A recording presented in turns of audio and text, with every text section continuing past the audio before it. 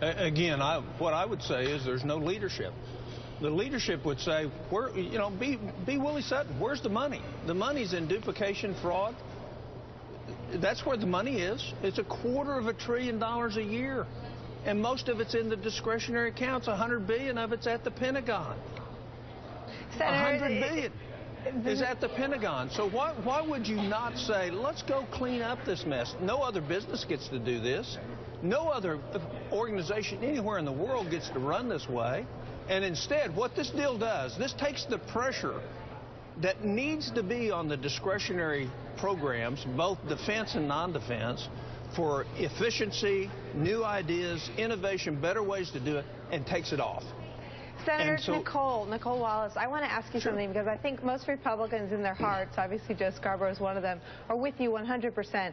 But I think our heads are telling us that if the two most respected voices, I'd put you and Congressman Ryan in that category, on fiscal matters, are so sharply at odds on this deal, how can we lead not just the country, but the rest of our party to where Mike Murphy wants to take it, back in the majority in the Senate? And I would guess that if a camera were on David Axelrod, he'd be smiling and maybe breathing a sigh of relief right now that you and Paul Ryan...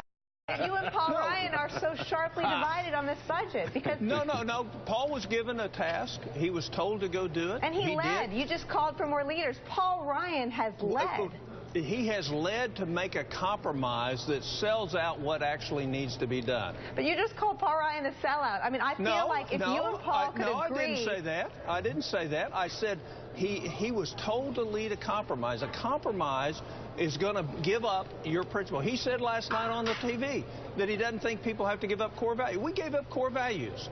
We called non-tax increases tax increases. Senator, where you could accept... I'm a 100% Coburn groupie, and I'm so sad to hear you so disheartened by this deal, because I was so inspired by Paul Ryan's leadership on this. So, I mean, again, anything that makes David Axelrod smile makes me cry, and I feel like it will make him smile to hear you so negative about this deal this morning. Well, let me add one other point. You're smiling, just one David. other point. I'm smiling because I'm happy that a guy Tom Coburn's age and my age can still have groupies. I think that's a great...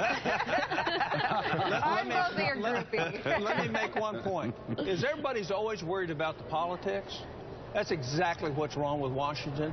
Everybody says, well, how does this affect the next election? You know what? I don't care how it affects the next election. What I care is us quit rationalizing that we're always going to do it right when we finally get in charge. It never happens. And so we can rationalize that we're not going to have a government shutdown, we're not going to raise the debt limit, or we are going to raise... I don't care. The fact is the country's going down the tubes, and all this does is add to it.